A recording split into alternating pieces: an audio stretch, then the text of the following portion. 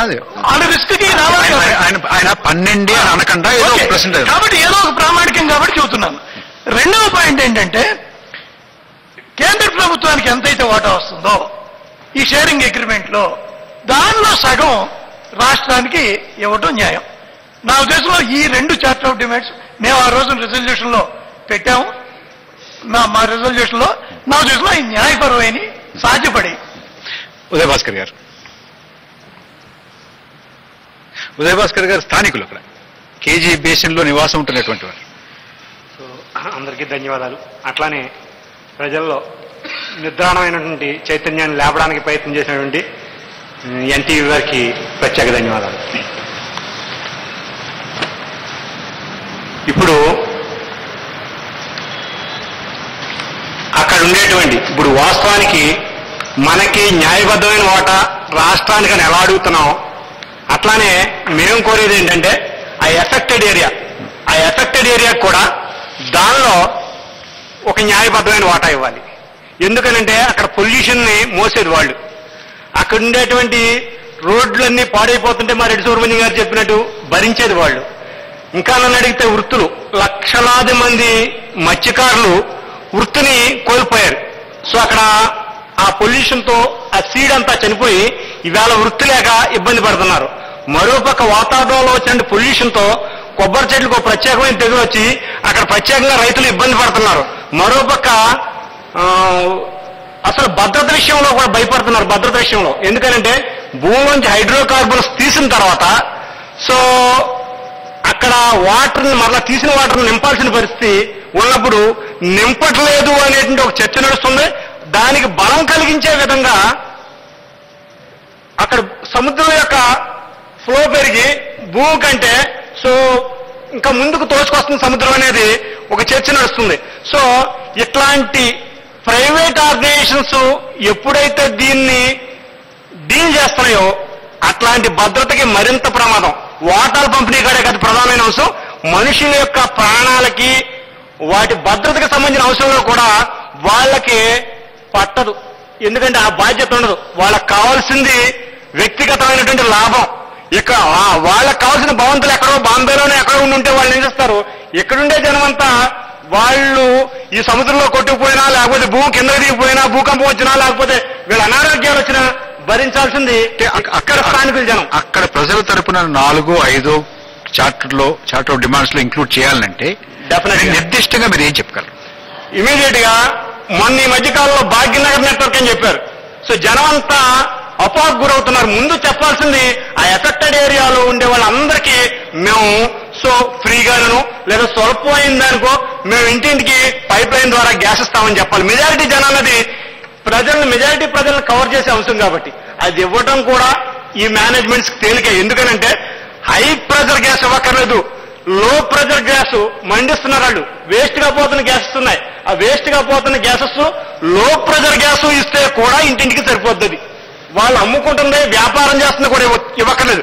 అయినా ఇవ్వట్లేదు అని అంటే వాళ్ళకి ప్రజల మీద కట్టలేదు. అదొకటి. తర్వాత సో అట్లానే ఇంటింటికి కాకుండా వాహనాలు ఫిల్ చేయడానికి ఎక్కడో విజయవాడలో బంక్ పెట్టారు, లేకపోతే హైదరాబాద్ లో బంక్ పెట్టారు, విశాఖపట్నంలో బంక్ పెట్టారు.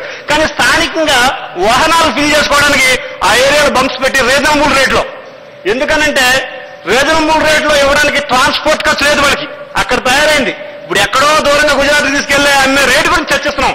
లోకల్ గా మనం సప్లై చేసినప్పుడు డెఫినెట్ గా తక్కువగా ఇవ్వచ్చు. వాళ్ళకి ట్రాన్స్పోర్ట్ ఖర్చు తక్కువ ఉంది. సో అట్లానే స్థానికంగా ముందు ఎంప్లాయ్మెంట్ విషయంలో స్థానికంగా వాళ్ళు ప్రయారిటీ ఇవ్వాలి. ఎందుకంటే పబ్లిక్ సెక్టర్ గవర్నమెంట్ ఆర్గనైజేషన్స్ అయితే కొన్ని రూల్స్ రెగ్యులేషన్స్ ఉన్నాయి. వాళ్ళకి ఉద్యోగాలు ఇవ్వడం కాదు కానీ వాళ్ళ భద్రత కాదు కానీ రిజర్వేషన్స్ పాటించడం కాదు కానీ ఇప్పుడు ఇక్కడికి వచ్చేసరికి వాళ్ళకి అట్లాంటి పరిస్థితి ఏమీ లేనే లేదు. లేకపోయేసరికి వాళ్ళకి నచ్చిన వాళ్ళు ఎక్కడి నుంచో తెచ్చుకుని పెట్టుకున్న వాళ్ళు కూడాను వాళ్ళకు కూడా భద్రత విషయంలో అనేక ఇబ్బందులు ఉన్నాయి. కాబట్టి అక్కడ ఎంప్లాయ్మెంట్ విషయంలో స్థానికులకి ఎగ్జిక్యూటివ్స్ కాకుండా నాన్ ఎగ్జిక్యూటివ్స్ కి అక్కడుండే లోకల్స్ కి ప్రయారిటీ ఇవ్వాలి. సో రెండోది ఇంకా ఎంప్లాయ్మెంట్ పెంచడానికి సో ఒక చిన్న ఇన్స్టాలేషన్స్ దగ్గర చిన్న 2 మెగావాట్స్ పవర్ ప్లాంట్లు పెడుతున్నారు. మా జిల్లాలో రాజోల్ తాలూకాలో కేసరిపల్లిలో ఒకటి పెట్టారు, అక్కడ 2 మెగావాట్స్. సో అలాంటివి చిన్నవి ఆ లో ప్రెజర్ వాటి వల్ల అమ్ముకునే వాటి వల్ల కాదు, వాటితో పెట్టడం ద్వారా చిన్నవి విద్యుత్ అవసరాలు తీరుతాయి. రెండు స్మాల్ స్కేల్ ఇండస్ట్రీస్ కి తక్కువ రేట్లో విద్యుత్ ఇవ్వచ్చు, ఆ రకంగా ఎంప్లాయ్మెంట్ ని క్రియేట్ చేయొచ్చు. ఆ రకంగా ఆ ప్రయత్నం ఒకటి చేయాలి. మరో అంశం, అక్కడుండే రైతాంగానికి వాళ్ళకి ప్రధానంగా వాళ్ళు వృత్తుల నుంచి దూరం అవుతున్నారు కాబట్టి వాళ్ళకి నన్ను అడిగితే ఎఫెక్టెడ్ పీపుల్కి చాలా మందికి ఈ మధ్యకాలంలో రిలయన్స్ వాళ్ళు 5,000 3,000 ఇంటింటికి ఏదో నష్టపరిహారం ఇచ్చారు. ఒకవేళ నన్ను అడిగితే దానివల్ల ఆ గ్రామాల్లో గొడవలయ్యి తన్నుకుని బలుస్తెప్పు లాంటి చోటు మధ్యలో కూడా కారణాలు అవే. కాబట్టి అలా కాకుండా ఇంత షేర్స్ రూపంలో, డివిడెండ్ రూపంలో అక్కడ నష్టపోయిన కుటుంబాలకి ఇప్పుడేదో 5,000 ఇచ్చి సరిపెట్టడం కాదు, డివిడెండ్ రూపంలో 3-2 డివిడెండ్ రూపంలో వాడు వచ్చిన లాభాలు వచ్చినంత కాలం దాన్ని తినేలాగా డివిడెండ్ రూపంలో ఇవ్వాలి. ఇలాంటి మెజారిటీ జనానికి అనుకూలించే డిమాండ్స్ పెట్టడం ద్వారా మాత్రమే రాష్ట్ర వ్యాప్తంగా కార్యాచరణకు వీలు పడుతుంది. దాన్ని ప్రయత్నం చేయాలని కోరుతున్నాను. ధన్యవాదాలు. శ్రీనివాస్ గారు. ముందుగా ఒక నోవల్ టీవీగా ఎన్టీవీ ఒక వినూత్నమైన కార్యక్రమాలు చేస్తున్న సందర్భంలో ఈ కార్యక్రమం కూడా ప్రజలకి ఎంతో ఉపయోగం కలిగిస్తూ ఉంటుంది. వాళ్ళ అభినందన తెలుపుతూ ముందుగా దాని నుంచి ఒక సబ్జెక్ట్ నేను ఆల్రెడీ రఘునాథ్ బాబు చెప్పడం జరిగింది. 17వ క్లాజ్ కింద 1999లోనే కేంద్ర ప్రభుత్వం బిడ్స్ పిలిచేటప్పుడు ఫ్రీ గ్యాస్ బిడ్ పిలిచింది. Reliance industries limited free gas supply చేయడానికి యాక్సెప్ట్ అయ్యి సంతకం పెట్టింది. ఇంతవరకు మనకు లేదనుకుంటున్నాం, నిజంగా ఉంది. ఇప్పుడు బొంబాయిలో 21/12/2008 బొంబాయి హైకోర్టులో మన సెంట్రల్ గవర్నమెంట్ $4.2 మించి తక్కువ అమ్మడానికి వీల్లేదని 4 అఫిడవిట్లు వేసింది. కేంద్ర ప్రభుత్వమే ఈ గ్యాస్ $4.2 కంటే తక్కువ అమ్మడానికి వీల్లేదని కేంద్ర ప్రభుత్వం వేసిందంటే ఈ ప్రజా లేదంటే ఈ అవసరాల గురించి కాకుండా కూడా కైండ్ ప్రాఫిట్, మరి ఇంకోసారి చెప్తున్నా అండి, ప్రాఫిట్ గ్యాస్ అనేది క్యాష్ రూపేనా ఉంటుంది.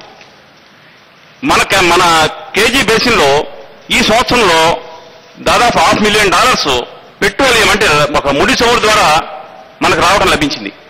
ఇప్పుడు నేనంటున్నానండి, రిలయన్స్ ఇండస్ట్రీస్ లిమిటెడ్ $0.8945 దాని ఖర్చు కింద మదింపు చేసి వాళ్లే ఇచ్చారు. దీంట్లో అప్ టు 85% అంటే అప్ టు 85% సెంట్రల్ గవర్నమెంట్ కి ఫ్రీ ఆఫ్ కాస్ట్ కి ఇవ్వాలి. Profit, this called profit petroleum or let us call as a profit gas. Now central government empowerment of group of ministers ఎట్లా ఉంది, ఎందుకంటే ఆ గ్రూప్ ఆఫ్ మినిస్టర్స్ కానీ కార్యదర్శులు కానీ 2 మహారాష్ట్రన్స్, గుజరాత్, ఒక బీహారీ అయినా, ఒక తమిళనాడు అయినా ఉన్నాడు. మా ప్రాంతంలో కొత్తగా రాయలసీమ ప్రాంతంలో 1999లో ఎర్రనాయుడు గారి తర్వాత మాకు ఒక కేబినెట్ మినిస్టర్ లేడు.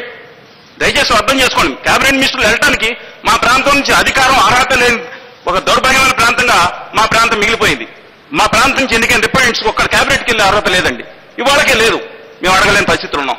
సరే, ఏదెట్లా ఉన్నా సరే నేను అడుగుతున్నాను, గవర్నమెంట్ ని చాలా నిర్దిష్ట దిశగా మీరు చర్యలు తీసుకోవాలంటే కేంద్ర ప్రభుత్వం కైండ్ రూపేణ వాళ్ళ కంపెనీస్, ఇప్పుడు ఏదైతే మన కేంద్ర ప్రభుత్వ కార్యదర్శుల కమిటీ ఒక నివేదిక ఇచ్చింది, దాని ప్రకారం కైండ్ లో తీసుకోమని they are very firm. At least నేను కేంద్ర ప్రభుత్వం రాజకీయ నాయకులు ఎట్లా ఉన్నా సరే అధికారులు నిర్దిష్టంగా ఉన్నారు. దాదాపు 44-43% వరకు ఫ్రీ గ్యాస్ వస్తుంది మనకి. ఈ కైండ్ మీద మనం ఇన్సిస్ట్ చేయాలి.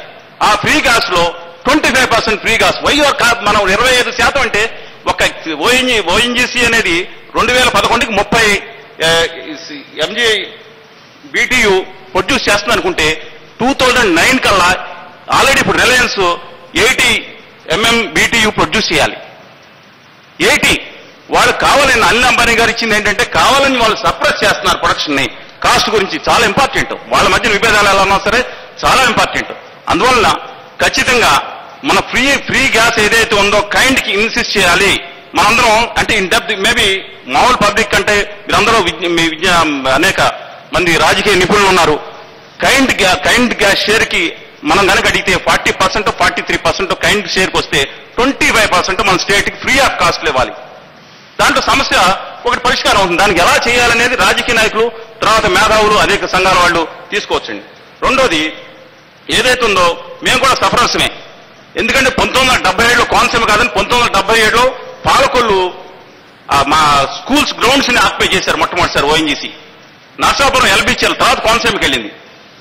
77లో ఆ సఫర్ పాసరిపూర్లు గోవట్ వస్తుంటే చుట్టుపక్కల దాదాపు 80 గ్రామాలు కాదు, మా యువతల సైడ్ కూడా ఆ రోజు ఏం జరుగుతుంది, ఎక్కడ వస్తుందని ప్రజలు భయభ్రాంతులయ్యారు. ఇదే పరిస్థితి కనుక అమెరికాలో కనుక సంభవిస్తే కొన్ని లక్షల కోట్లు ప్రజలకి కాంపన్సేషన్ కట్టాల్సి వచ్చేది ప్రభుత్వం. అందువల్ల నేను కూడా చెప్పేదండి, ఇంకొక నిమిషంలో పూర్తి చేసేసేయండి. కృష్ణా గోదావరి డెల్టాల గురించి 2003 సంవత్సరంలోనే జన విజ్ఞాన వేదిక కానీ అనేక సంఘాలు కానీ మేము ఆందోళన చేయడం జరిగింది. 1999లోనే గోదావరి ఏదైతే రాజమండ్రి నుంచి మెద్రాస్ షిఫ్ట్ చేస్తున్న ఓఎన్జీసీ చార్ట్లో డిమాండ్స్ గురించి ఏదైనా ఒక 2 పాయింట్స్ అయితే బాగుంటుంది. మాకు జరిగే అన్యాయాలు కూడా ఒకసారి చెప్తానండి. ఒకటి ఇన్ఫర్మేషన్ చెప్తున్నాను. మనకి ఇది ఒక అద్భుతమైన మనకు ఒక వనరు, చాలా లిమిటెడ్ వనరు. అనుకున్నట్టు ప్రపంచంలో అతిపెద్ద వనరు కాదు. ఒక కతార్ దేశంలోనే 940 ట్రిలియన్ మిలియన్ క్యూఫిక్ ఫీట్ ఉంటే మనకి ఇక్కడ లభించేది కేవలం 14 ట్రిలియన్ మిలియన్ క్యూఫిక్ ఫీటే. ప్రపంచం మొత్తం మీద 6254 ట్రిలియన్ క్యూఫిక్ ఫీట్ నిల్వలు ఉన్నాయి అంటే 1 ఏప్రిల్ నాటికి సింగిల్ అంటే ఆల్ టుగెదర్ ఇండియా మొత్తం మీద శ్రీనివాస్ గారు, మన చార్ట్లో డిమాండ్స్ 125. నేను డిమాండ్ చేసేది ఏంటంటే, ఇప్పుడు హెన్రీ హబ్ లో కానీ వాళ్ళ 3 ఇంటర్నేషనల్ మార్కెట్ లో న్యూయార్క్ లో కానీ హెన్రీ హబ్ లో కానీ ఫ్యూచర్ స్టాక్స్ ఆప్షన్స్ లెక్క చూసుకున్న $4 అనేది మనం కంపారిజన్ గా ఒకటి ఆలోచిద్దామండి. మనకు డిమాండ్స్ కాదు, హేతుబద్ధంగా ఆలోచిస్తే ఏదైతే నాఫ్తా బేస్డ్ $21 ఉందో $4 very reasonable as far as government international దా చూస్తే. మన స్టేట్ వరకు అయితే నేను ఫస్ట్ డిమాండ్ చేసేది ఫ్రీ గ్యాస్ లో 25% స్టేట్కి ఇవ్వాలి. 80 మనకు వచ్చే దాంట్లో మనకి ఖచ్చితంగా వస్తుంది. రెండోది మా ప్రాంత ప్రయోజనాలను పరిరక్షించుకోవడానికి ఖచ్చితంగా ఒక రక్షణ నిధిని ఏర్పాటు చేయాలనేది అనేక సంఘాలు డిమాండ్ చేస్తున్నాయి. మా ప్రాంత యొక్క అభివృద్ధిని పట్టించుకోకుండా కనీసం రక్షణ నిధి కల్పించుకున్నాం. 3వ డిమాండ్ ఆల్రెడీ హైకోర్టులో కృష్ణా డెల్టా పరిరక్షణ సమితి వాళ్ళు హైకోర్టులో కేసెస్ ఉన్నారు. ఆల్రెడీ విచారణ కూడా వచ్చింది. మా ప్రాంతం అతి సున్నితమైన ప్రాంతం. దయచేసి కృష్ణా గోదావరి మీ మ్యాప్ చూడండి. దాదాపు 11,000 చదరపు కిలోమీటర్ల ప్రాంతం మాది భూమి కాదు. జస్ట్ 0.5 మిలియన్స్ బ్యాక్ సముద్రం మాది. కేవలం సెడిమెంట్స్ కొట్టుకొచ్చి మా పాలకొల్లు నరసాపురం ప్రాంతం కానీ కోనసీమ ప్రాంతం కానీ ఏ ప్రాంతం చూసుకున్నా మాది కేవలం సముద్రం మాది. జస్ట్ మొన్న ఏర్పడిన మా భూ ప్రాంతం కింద ఇవాళ ఆ సరాద్ర కాటన్ యొక్క దయ వల్ల అక్కడి నుంచి సుమారు కాంటూర్ 1:9 1 మీటర్ని 10,000 మీటర్లో ఎత్తు నుంచి తీసుకొచ్చిన కాంటూర్లో భూమి గనక కుంగే ప్రసక్తి ఏ మాత్రం ఉన్నా చాలా విపత్కరమైన పరిస్థితుల్లో లోనవుతాం మేము. ప్రభుత్వాల ఇది మీరు అందరూ కమర్షియల్ గా మాట్లాడుతున్నారు, ప్రజల ఆవేదన గురించి మాట్లాడలేదు. ఒక 7 ఇంచులు కుంగిందండి భూమి, లేక 4 ఇంచులు, కేవలం 3 ఇంచులు కుంగిన అక్కడ భూమట్ట సముద్ర మట్టానికి మాది 2.5 మీటర్ల ఎత్తులో ఉంటుంది.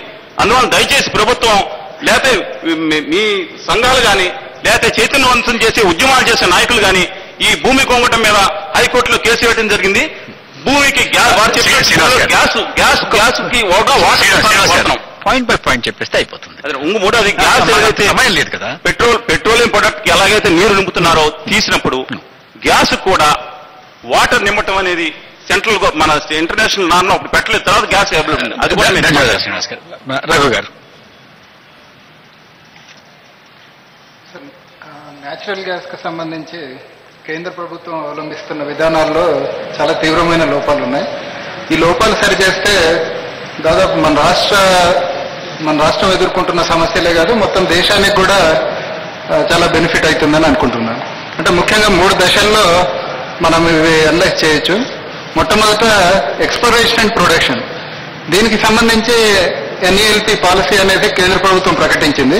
కానీ ఇది మోస్ట్ నాన్ ట్రాన్స్పరెంట్ ప్రాసెస్. అసలు బిడ్డర్స్ ఎవరు, ఆ బిడ్డింగ్ ప్రాసెస్ ఏంటి, ఎవాల్యుయేషన్ ఏంటి, ఇవన్నీ కూడా మోస్ట్ హిడెన్ గా జరుగుతున్నాయి. ఇవాళ కూడా మొదలైంది, ఎన్ఈఎల్పి 8 మొదలైంది. 99 నుంచి జరుగుతున్నాయి ఇవి. ఇవాళ కూడా అలాగే ఉంది. ఇవాళ కూడా 8 బ్లాక్ ఇప్పుడు స్టార్ట్ అయింది. సో ఇది అసలు ట్రాన్స్పరెన్సీ లేదు. ఎవాల్యుయేషన్ లో మోస్ట్ సబ్జెక్టివ్ ఇంటర్ప్రిటేషన్ జరుగుతుంది అక్కడ. అంటే ఒక్కొక్క క్రైటీరియాకి ఇన్ని మార్క్స్ అని పెట్టారు. ఇది ప్యూర్లీ సబ్జెక్టివ్ ఉంది. కాబట్టి దాదాపు 18 కంపెనీస్ పార్టిసిపేట్ చేస్తే 96% of these blocks have gone to only 2 companies. So first ఈ బిడ్డింగ్ ప్రాసెస్ లో ట్రాన్స్పరెన్సీ అనేది రావాలి. రెండోది గ్యాస్ ప్రైజింగ్ లో కూడా అసలు ట్రాన్స్పరెన్సీ లేదు. అందులో ప్రొడక్షన్ షేరింగ్ కాంట్రాక్ట్ లో సింపుల్ గా వాళ్ళు ఏం చెప్పారంటే arms length basis. They have not defined what is arms length basis. And simple గా మామూలుగా కొనేవాడు బిడ్లు పిలుస్తాడు ఎక్కడైనా సరే, ఇక్కడ అమ్మేవాడు బిడ్లు పిలవడం జరిగింది. అంటే ఆర్మ్స్ లెంగ్త్ అన్నది హూజ్ ఆర్మ్ అనేది చెప్పట్లేదు. ఇక్కడ ఎన్టీపీసీ యాక్చువల్ గా బిడ్లు పిలిచి $2.34